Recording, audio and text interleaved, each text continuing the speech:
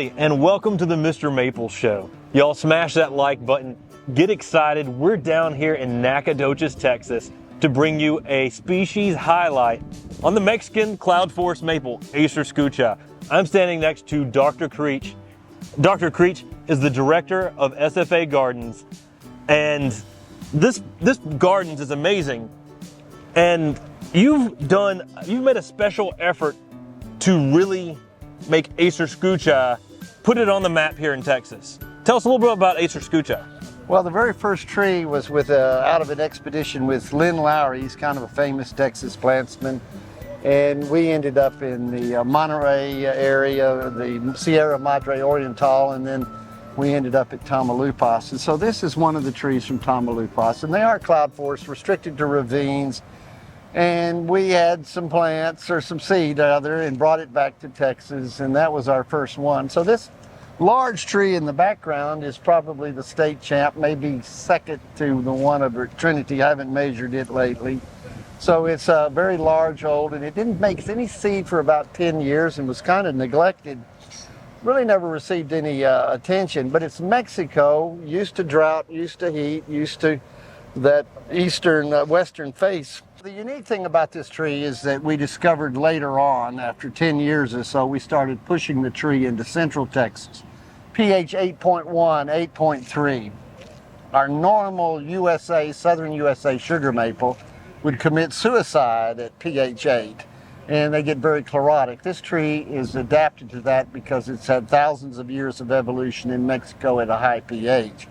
It's also used to heat. It's also fast growing. So our first trees were San Antonio, Bernie, Austin area, Hill Country, Dripping Springs, and out of the milieu of all of those plants that went out there, working with friends and cooperators, we discovered this is a pretty darn tough tree. And then the last 3 or 4 years, which has been epic, 112, 114 degrees, drought, incessant drought, and then we've had some major freezes.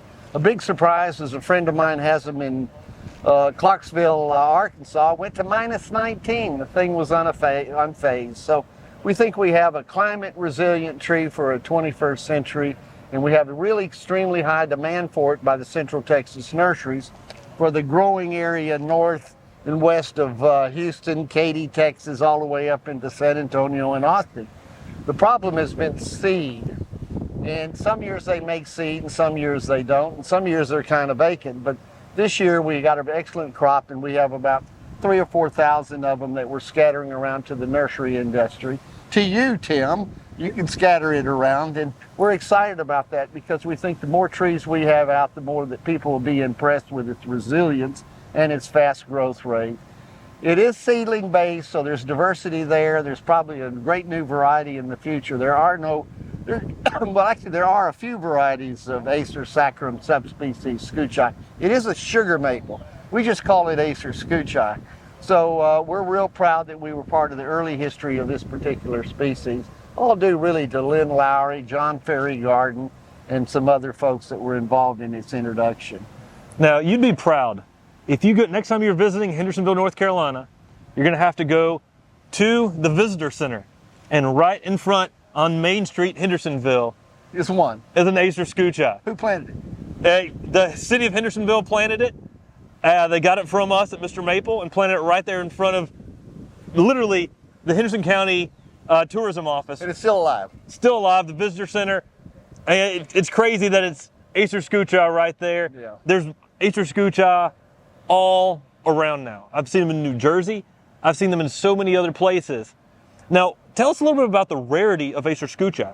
Well, it's a little tricky now. Mexico has named it a CITES plant, Center for International Treaty on Endangered Species. So it's a red list, and so we have to work with the genetics that we have here today in the United States, and we do have some different clones that we're working with. It's a kind of a bottleneck. You'd like to have as many seedlings from the wild. There's only 4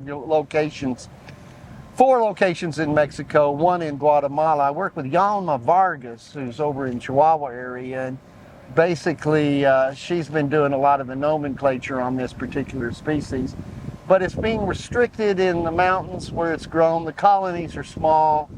We probably have as many plants as they do in the wild, but it's also exploited in the nursery industry in Mexico too. But goats are really working it over, so the seedlings never have much of a chance. So even in the areas that it is protected, it is under increasing pressure from humans and their animals, as you might expect.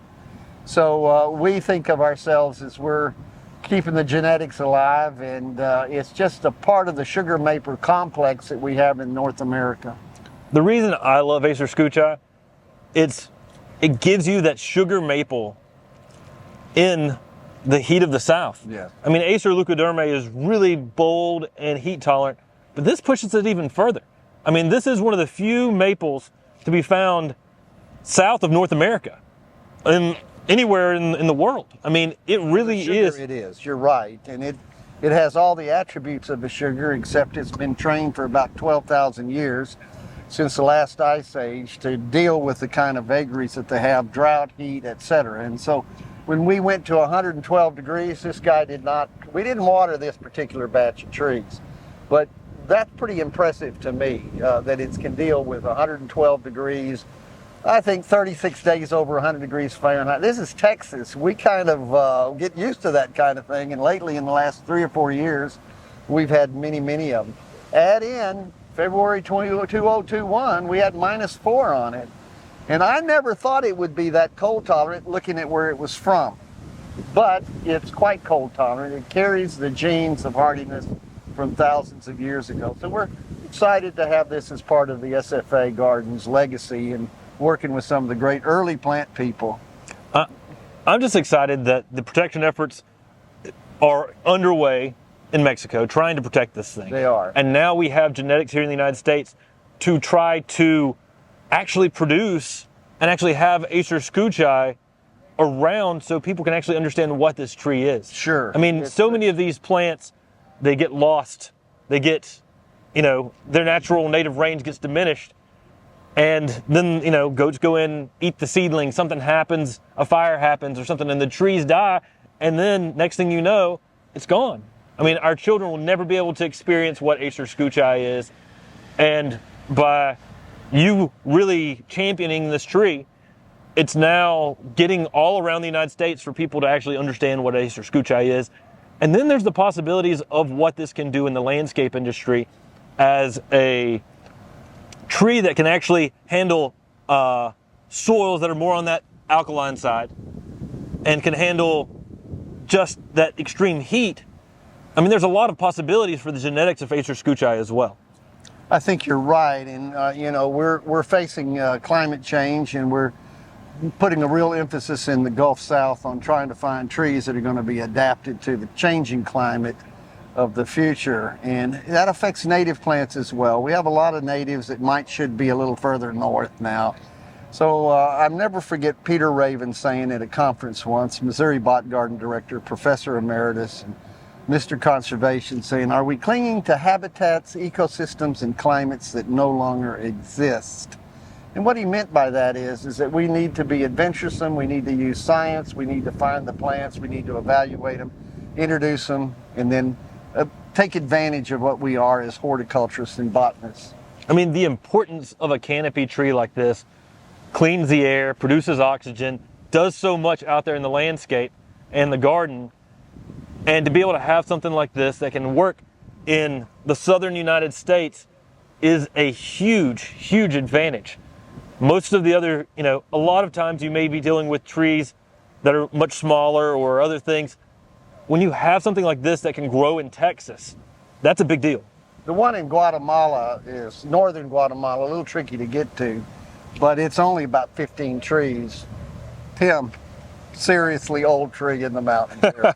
And they've come off of the mountains and are restricted to ravines, so they're trying to get a little bit of that moisture, but there's just too much human pressure, tribal pressure, goats, animals. That's one of the things that's really hurting conservation in Mexico and in Guatemala as well. What is the typical fall color you get on this down here? Well, we varied from, the native sugar, Acer saccharum subspecies floridano here is yellow, golden. And this one here is orange, red, or yellow, and combinations of in between. So the first year, we don't make color on this here. They do up north without seed. So the first time we had seed, we had color. And I said, oh my gosh, it's a beautiful tree. Because prior to that, for the first 10 years, no seed, it didn't make any color. It was marquescent, held the foliage. That's the other thing about this tree. This foliage is a little different photoperiod down there. It wants to hold on to the tree. So it's later than ours, and it'll you'll have color in December, and it can stand those first free frosts. These baby seedlings that we have under here can go down into the low 20s, and they have no problems at all. So they're used to that mountain freezes in the morning at high elevation, and so here they are in Nacogdoches, Texas, and they've obviously found a happy home. So we're standing here with the original skutchii that you planted here at SFA Gardens. Yeah, this is a 1986 tree, one that was part of an expedition. We got seed, grew the seed for a year, and then planted one here and a few other spots around here. And this is the big one, and it's probably the national champ. The one at Trinity I haven't measured in a while, and we're real excited that it's managed to survive. To be honest with you, we totally ignored it for so many years, and till it made seed and made color, and then we recognized it for a possible introduction into Central Texas, where pH is high, where heat is higher, and sure enough, it really hit out there in about 5 or 6 locations. So we are helping service the nursery industry out there with a number of nurseries, and demand is far greater than supply for sure, and so we're scrapping up all the seedlings we can to get them going this year, because we have a great seed crop, Tim. We're excited about it. Well, that's really exciting. Now, whenever you've traveled all around the world on many plant expeditions, what do you think it's like on these expeditions to get this back? Well, it was 1986, and it was a different world, and we would show up at the border, and we'd clean seed, and we'd have a cafeteria. We usually would have a couple of young kids helping us, and then we'd come across, and we had our lists, and we had our permits, and a lot of times the border would stop us and take our seed, and we'd have to spend the night and come back in the morning and deal with the inspection process. But we were very, very careful to not bring any acorns in with weevils, and we were very cautious, and so it was different. But I do have to say that post 9/11, everything really did change, and now that this is a CITES plant, there's no chance to get it into the country. That means Center for Endangered, Treaty of Endangered Species. It's a red list. It's just so few of them in Mexico. And all countries, to be honest with you, are tightening up the controls on germplasm, on letting stuff get out of their country. And so we have a base to work with. We have a lot of seedlings. We'd like more diversity. We only have one location in Mexico, Tamaulipas. Probably less than 5 or 6 trees, seed from 5 or 6 trees. So it's kind of a restricted bottleneck if you think about it. We'd like to have a bigger base, but it is what it is. And we have been growing this tree for a long time. It's a good 3 to 4 foot a year if you push it well in a can. And it likes to grow in Texas, so it does well in this heat. If people are interested in Acer skutchii, where better can they find more information on Acer skutchii that maybe you've published or put online? Well, we have a WordPress. It's the Creech site WordPress, but if you just Google Acer skutchii, we're 1 or 2 or something there. So we have a lot of evaluation in there and kind of a history of where we were and where we are to now.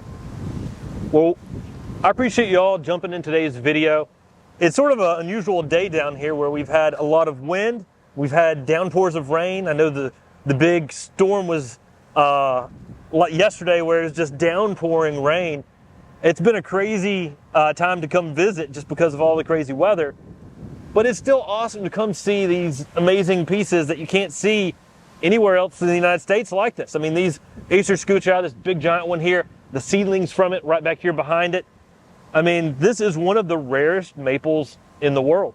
I mean, this is an extremely rare maple, and you're a big part of why this thing is actually starting to get out there and people starting to know about it, know about the issues. I mean, a big part of conservation of a tree is identifying that it needs to be conserved in the first place. That's correct. And so getting the word out there about Acer skutchii and, you know, really putting pressure on making sure that these original populations are saved, that is huge. And then trying to let people realize what they can do and how they can enjoy a tree like this maybe in their landscape is pretty awesome as well. And I appreciate everything you've been doing, Dr. Creech. Thank you, Tim. If you've never been down here to SFA Gardens, you need to come down and check it out. We've done some walkthroughs here of the Ruby Mize azalea garden. We plan to do some more walkthroughs. Amazing Japanese maples.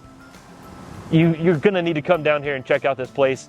Dr. Creech has done an amazing job at these gardens. It's spectacular. Y'all make sure that you're subscribed to the Mr. Maple Show on YouTube. Take care, God bless, and have a great day.